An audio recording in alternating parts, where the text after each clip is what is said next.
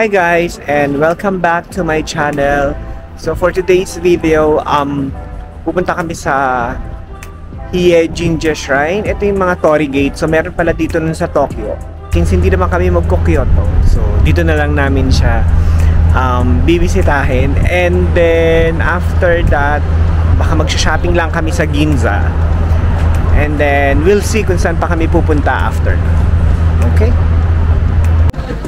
Guys, so magbe-breakfast muna kami dito sa Starbucks. Try namin yung Starbucks dito. Sabi kasi mas mura daw yung Starbucks dito kesa sa Pilipinas. Okay, let's go. Ice mocha. Yeah. Just that tall size. Yeah, and then one sausage pie. Sausage pie. For here? Yeah, for here.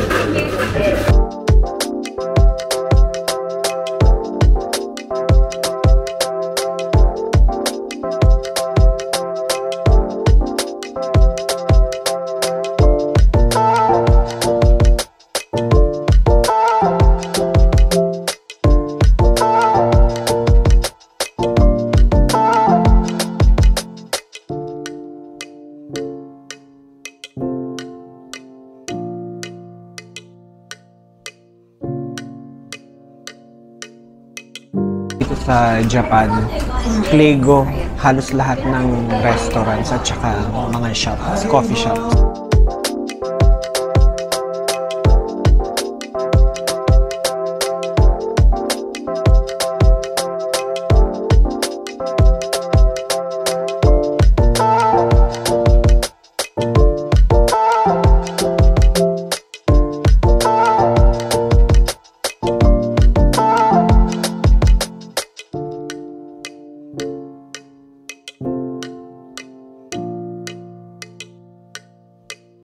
We're done na mag-breakfast, so punta na kami ng station, papunta ng Hiei Jinja Shrine, yung mga Torii Gates.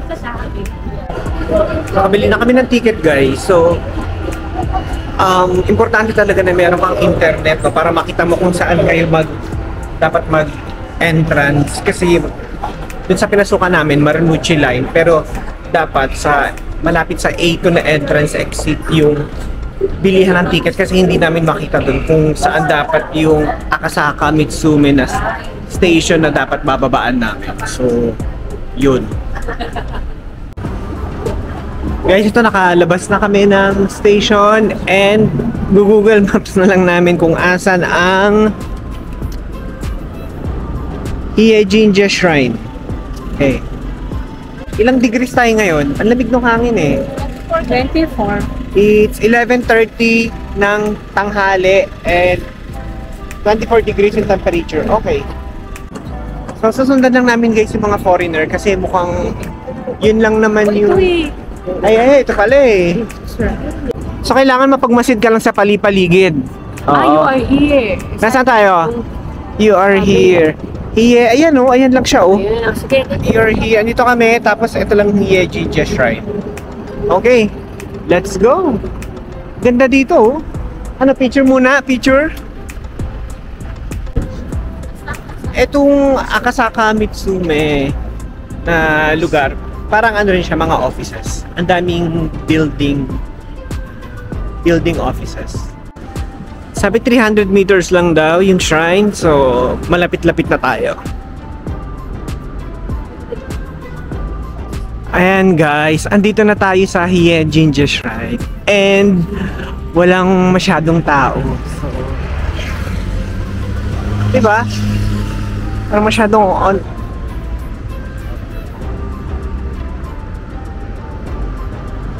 Hiei Jinja Shrine. So kung hindi kayo makakapunta ng Kyoto, nandito kayo sa Tokyo and gusto niyo makakita ng Torii Gates, pumunta kayo dito sa Hiei Jinja Shrine.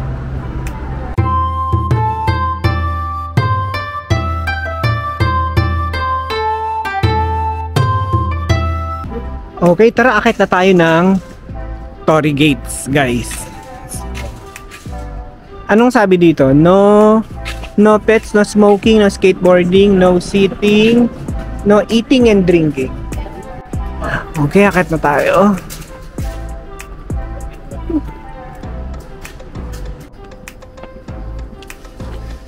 Welcome to Hie Jinja Shrine. And guys, so umaakit na kami dito sa Hie Jinja Shrine. So para siyang mini torii gates dun sa Kyoto. Ayan. Tsaka hindi masyadong ganun karami yung mga turista dito, kaya makakapag-picture ka ng solo. And guys, tapos na kami mag-picture. Check nyo na lang sa Instagram ko yung mga shots namin dito.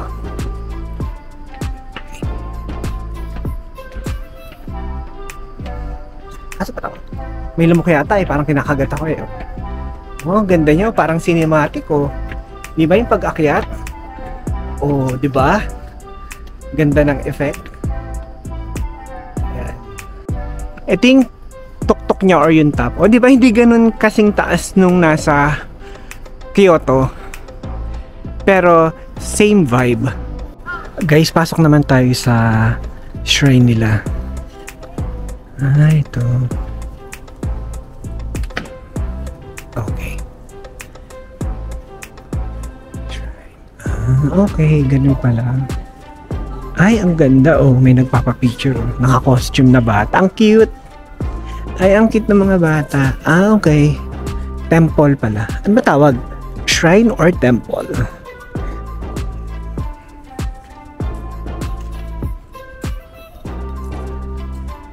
Ayan. Eto, pag naghugas ka, pag lumapit ka, automatic siyang bumubukas. Ang galing, no? Pag lalapit ka, meron siyang sensor siguro, tapos automatic siyang bubukas. Try uli natin, teka. Paglaruan natin ng tubig. Okay, sige, lapit. So, wala. Pag lumapit tayo, oh, di ba? Automatic siyang bubukas. Ang galing. So, wag na natin sayangin ng tubig. 2, 3. Ikot, ikot. Guys, so ito yung 360 view. 360 view ng Hie Jinja Shrine. Ikot pa. Ikot pa. Sige pa. Ayan. O, balik. Kailangan makabalik tayo sa start natin. Oh, diba? Guys, ang cute ng family. Nagpapapicture sila na may ano, na naka-costume. Ayan. Ah, ang cute. O, diba?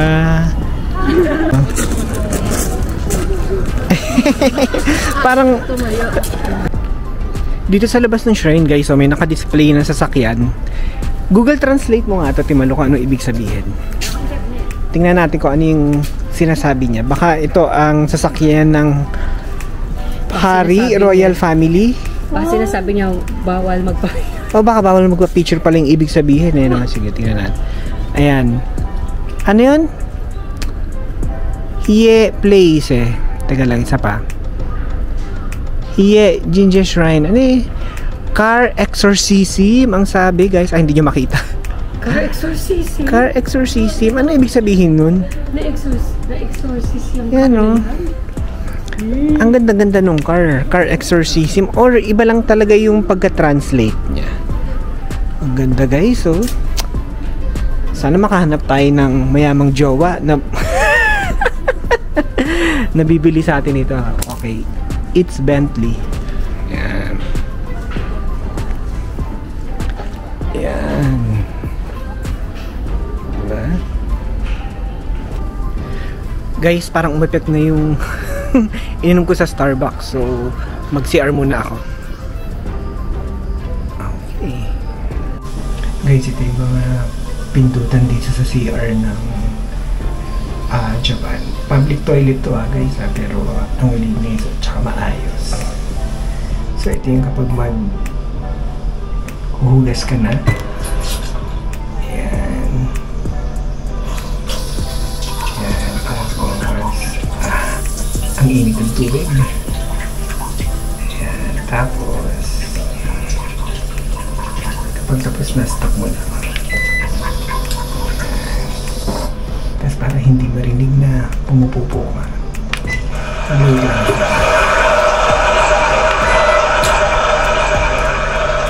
Panwaring sans lang yun na may nagpa-flash ng tubig.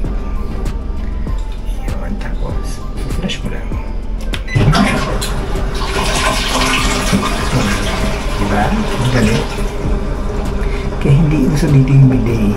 Kasi yung toilet bowl na mismo, andun na lahat. It serves its purpose. Char. Plastic, no? Plastic. Andito Eh, dapat. di ba sa ano, binibili pa sa Starbucks? Oo, kasi papilan ng kanila eh. Against the light. Guys, tikman na natin tong sparkling kiwi. Hindi ko lang kita nyo. Sparkling kiwi. Binili natin kahapon sa Mega Donkey Donkey dun sa, ano yan? Sa Shibuya. Total, nakapag-CR na ako.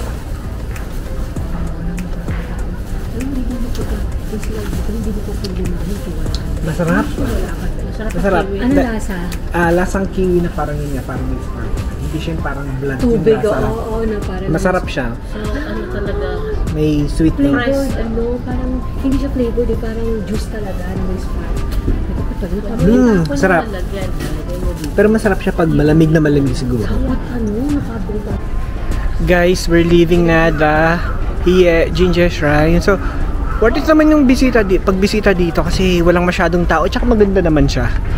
And walang bayad yung entrance, di ba? Apaka-peaceful. So ngayon, nadidigay ako kasi inubos ko yung sparkling na kiwi na ininom ko. And ngayon papunta na kami ng Ginza. So, favorite part ng karamihan ang mag-shopping. Okay, let's go. Hindi ba ka naman ibig sabihin maganda yung ano? Guys, so correction pala. Itong mga Torii Gates, ang pangalan niya ay, ayan kung makikita nyo, Inari Sando. So, ito yung translation niya using Google Translate. Guanchu Sando about Inari Sando. O, diba? Ang galing talaga ni Google Translate eh. So, bisita kayo dito sa Hiya Jinja Shrine. Tapos, ito yung madadaanan nyo. Itong about Inari Sando. Pababa na kami, oh. O, para siyang movie, oh. Ang ganda, oh. O, diba? Cinematic ang effect. O, naman. Diba? Parang pababa. O, timalo ako muna. O, diba? Dahan-dahan lang. Baka matapilok. Tumbalelong kayo dito. Sige, o, diba? Ganda, no? Tsaka yung sun rays. Sige, shades ka pa. Labo ng mata mo, pa shades ka. Pag ikot, tumambalelong dyan. So, andito tayo ngayon sa Akasaka Mitsuke. Papunta tayo ng Ginza. Ang pamasahe ay 180 yen. Okay, let's go. Guys, volleyball player yata ito ng Slovenia. Parang may laro sila. A2. A2, Timalu. A2. Yun, A2. A2. Dito. Ayan o guys, volleyball player yata ng Slovenia. Dito na kami sa Ginza Line. And papunta na kami sa pinakamalaking Uniqlo dito sa Tokyo ata. Hindi ako sure, pero parang yun. Okay, let's go! Guys, ito yung paglagpas ng station, exit IA2. Bubungad kagad sa'yo ang GU. So, ito muna yung unahin namin, GU. Bago namin puntahan ang Uniqlo. Pakita ko lang sa inyo yung Ginza. Parang,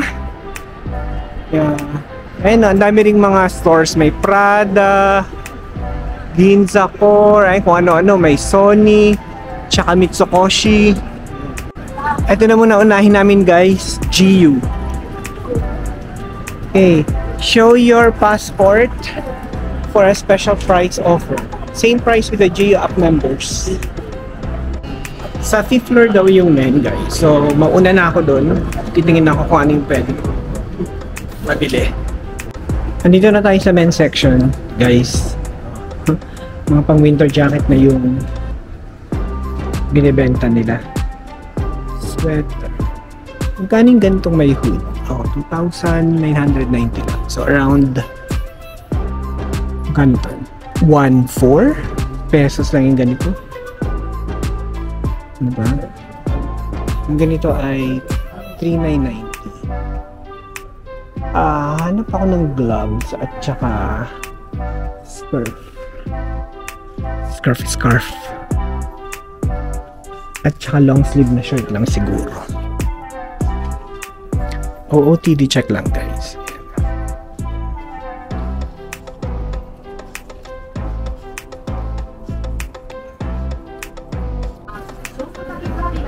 Okay, so yung gloves is 1,490. So that's around 600 pesos. So mas mura nga dito.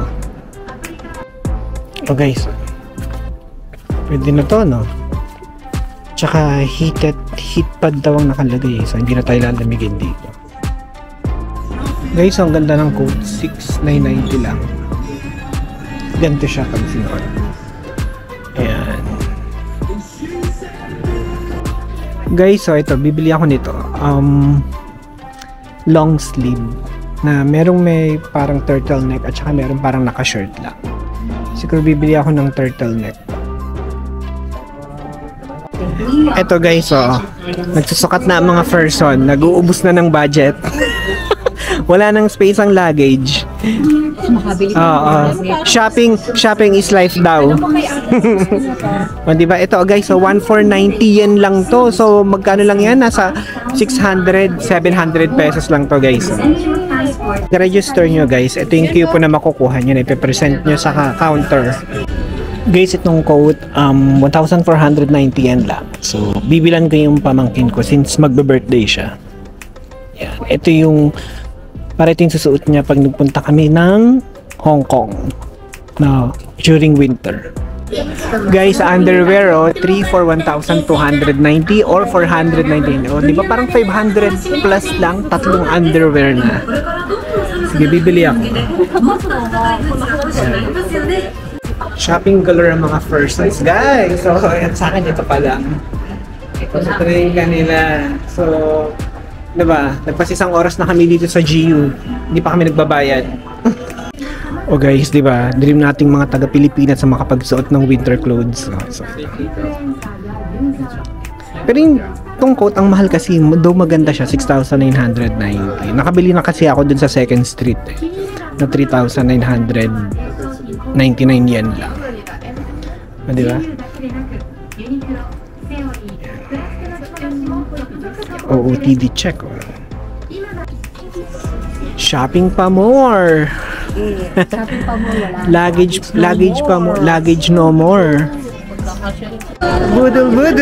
Pakita niyo yung mga budol niyo. Budol now, pulubi later. Budol now, pulubi later. Shopping now, no more luggage later. Okay, so babalik na lang muna kami ng accommodation. Hindi na muna kami mag-explore dito sa Ginza. Pero maganda yung ano. Ang ganda, tinan nyo. Tinan mo. Di ba ito yung shopping ano talaga? Ay, di.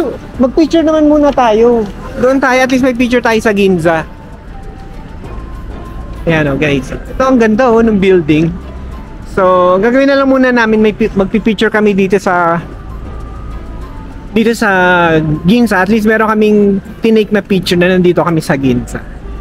Pero hindi na kami papasok siguro ng mga store kasi wala na kami actually wala na talaga kaming space sa luggage and yung budget naghihikaos na rin. Okay.